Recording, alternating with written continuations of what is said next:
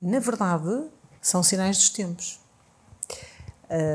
E estás-me a falar de uma situação que é concreta, que tem a ver com as nacionalidades, que tem a ver com as culturas, com a interculturalidade, que teve a ver com a abertura das fronteiras, que tem a ver com a livre circulação, que também já iniciou há muitos anos, no concreto já na década de 80, quando nós aderimos à União Europeia, mas que efetivamente tem aqui movimentos diferentes e épocas diferentes e que nunca se sentiu como hoje se sente.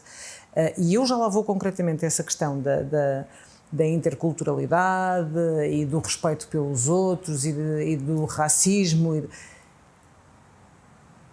Quando começaram, há muita violência virtual. E quando surgiu, ninguém estava preparado para ela, nem se sabia, e até se achava que era de menos. É uma violência, mas não é tão violenta como porque é ali no campo virtual.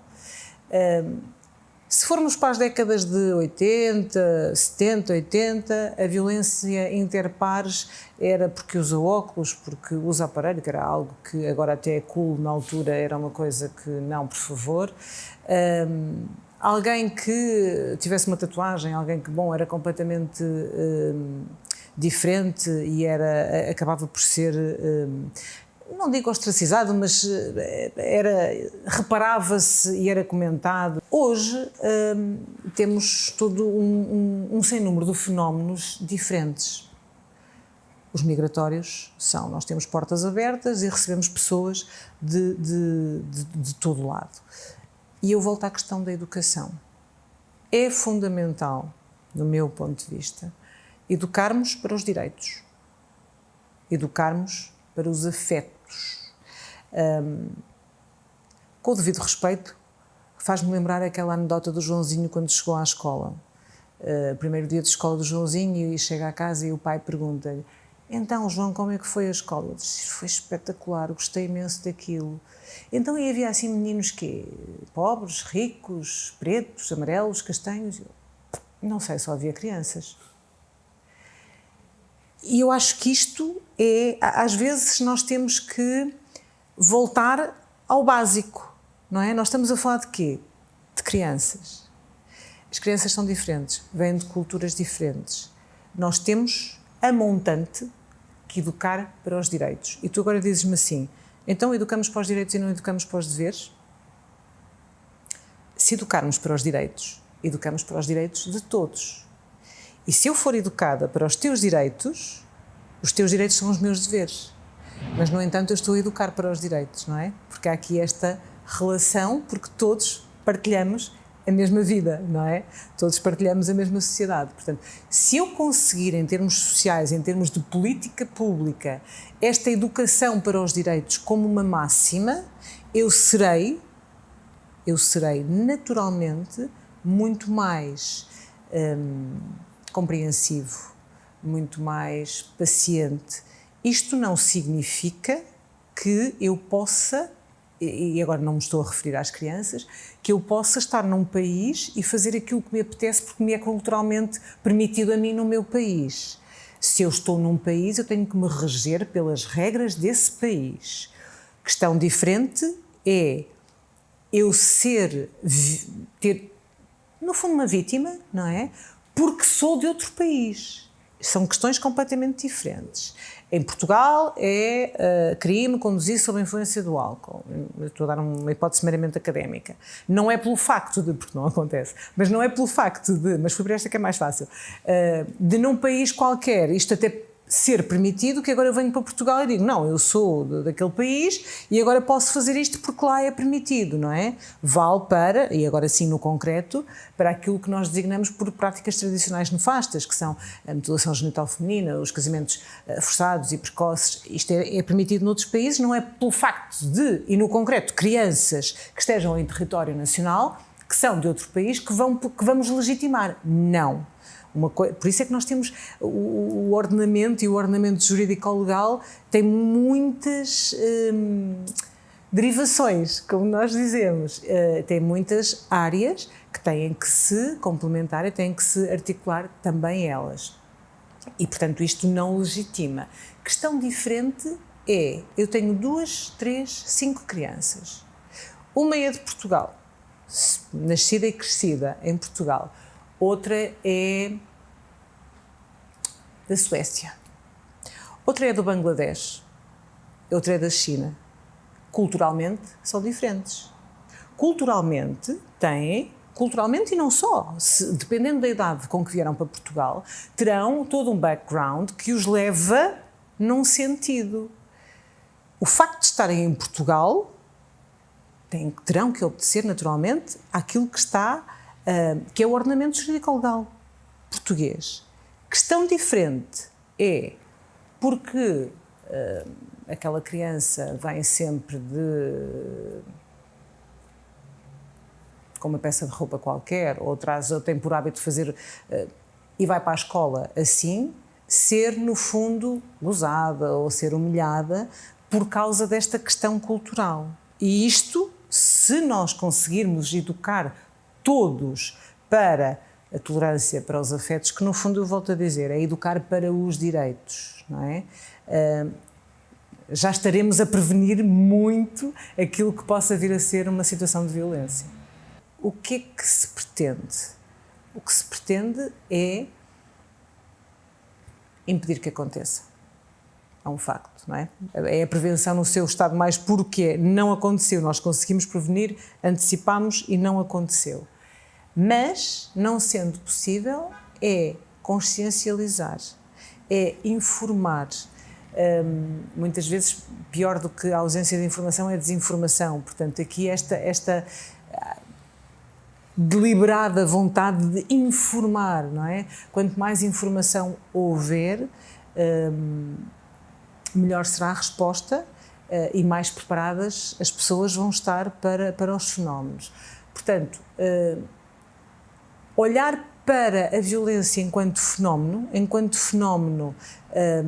intergeracional, enquanto ciclo, porque é efetivamente um ciclo. É um ciclo que se vai perpetuando ao longo de gerações, é um ciclo que se repete na nossa vida, por isso é que também adotámos o ciclo de vida. Eu não sei se já tiveste a oportunidade de ver, mas agora aqui há dias, não sei se até já foi ou se vai ser, a apresentação pública do estudo que o INE fez, que foi um questionário designado de segurança no espaço público e privado, que na verdade aquilo que trabalhou, aquilo que aferiu foi violência. Nós fizemos uma pré-apresentação precisamente no mês da prevenção dos maus-tratos, tivemos o INE a apresentar o estudo também por causa da questão dos abusos sexuais. Este estudo, o que é que nos disse em relação às crianças? 1,4 milhões de pessoas foram vítimas de pelo menos um episódio violento na infância, que é brutal, só por si já é brutal. E este estudo diz-nos ainda que 65% destas pessoas tiveram episódios recorrentes de violência ao longo da vida. Ou seja, aquilo que nós dizemos e que dizíamos, eu dizia de forma empírica, não é? Que é, o que acontece na infância não fica na infância, que a violência é um ciclo, que se repete. Temos evidência científica que vai exatamente neste sentido.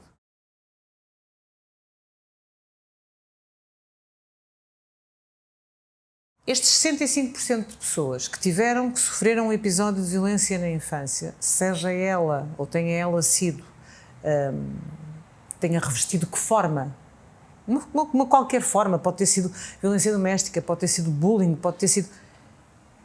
tiveram episódios repetidos, o que significa que aquilo que, para alguém que nunca teve um episódio de violência na infância, seria inaceitável, estas pessoas não só tiveram mais, como provavelmente acabaram por replicar um modelo violento, não é? Porque o ciclo é isto também, não é? Temos muitos agressores que foram vítimas de violência no passado, na sua vida. E temos que olhar também para esta realidade.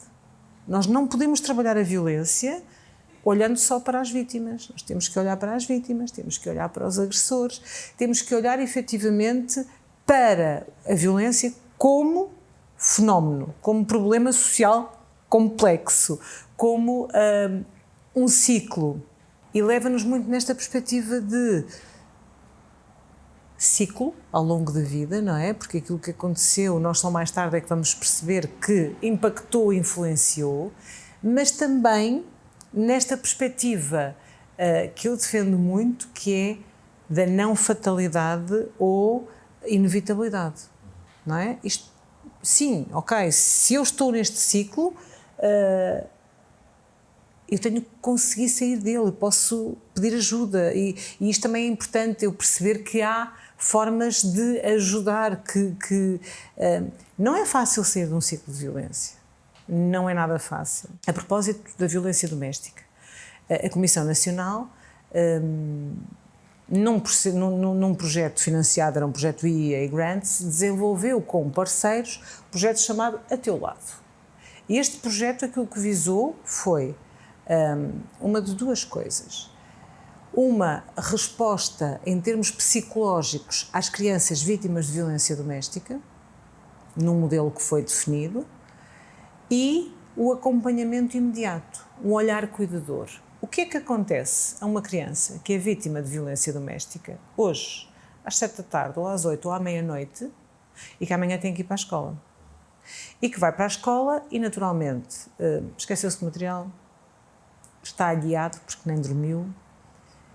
Então, o que é que eu quero? Nesta perspectiva de não revitimização desta criança, eu quero cuidar dela e quero criar aqui uma cápsula protetora. Então, o que é que foi? Isto foi projeto piloto, e é para isto também que servem os projetos piloto, e não implicou nenhuma alteração da lei. Projeto piloto, o que é que nós fizemos? Nós, todos no projeto, identificámos pontos focais. Okay? Então, a força de segurança que tem intervenção na situação de violência doméstica, havendo crianças, comunica à CPCJ territorialmente competente.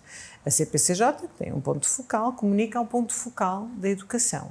E no dia a seguir, quando a criança chegar à escola, já temos toda a gente articulada para proteger aquela criança, para lhe dar aquilo que ela precisa naquele imediato. E isto é uma coisa que eu acho fundamental no nosso sistema, que é, eu vou-te chamar assim, a visão 360 da criança. A criança é uma e está no centro. E não pode ser de outra forma. E quando nós estamos a falar de um episódio violento, uma necessidade protetiva, aquilo que eu gostava é que a criança tivesse a sua casa.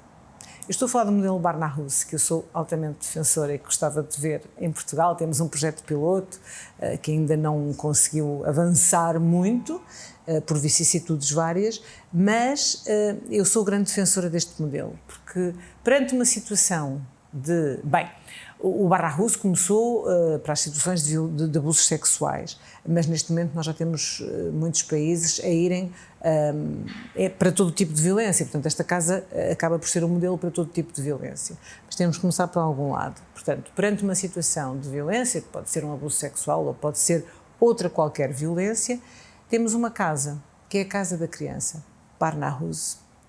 Perante um episódio, a criança vai a esta casa e nesta casa vai ter todo o apoio que necessita. São os técnicos que vão lá. Sendo necessária uma peritagem forense, uma peritagem médico-legal, vão lá os técnicos do INMLCF. É necessária a investigação criminal, vão as forças de segurança, a Polícia Judiciária, que também era parceira do projeto. É necessário apoio psicológico, é necessário apoio jurídico, é necessário apoio de outra natureza. Todas as entidades vão àquilo que é a casa da criança. E isto, sim, é uma visão holística do fenómeno da violência.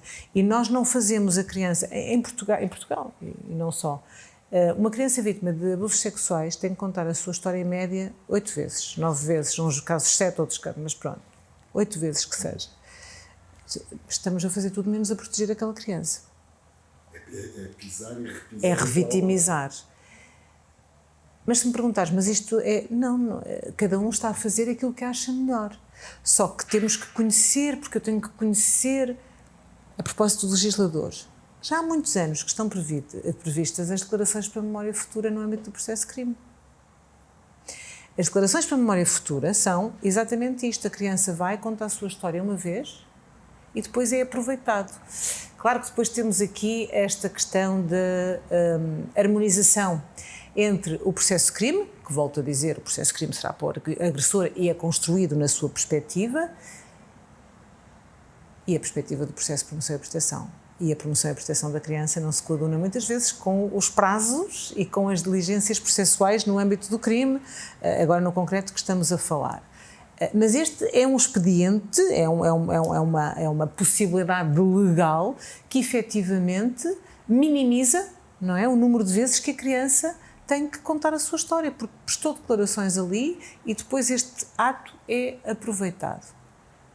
Aliás, em Portugal tivemos em 1982, 3, 4, em Coimbra, ainda não era o Instituto Nacional de Medicina Legal, era o Instituto de Medicina Legal de Coimbra, do Porto de Lisboa, e o então diretor, o professor Dr. Duarte Nuno Vieira, desenvolveu um projeto piloto a este propósito. Na altura ficava nos então hospitais da Universidade de Coimbra e era isto, quando uma criança entrava no hospital supostamente vítima de abusos sexuais, era lá que as entidades iam e faziam todas as peritagens e faziam todo o apoio.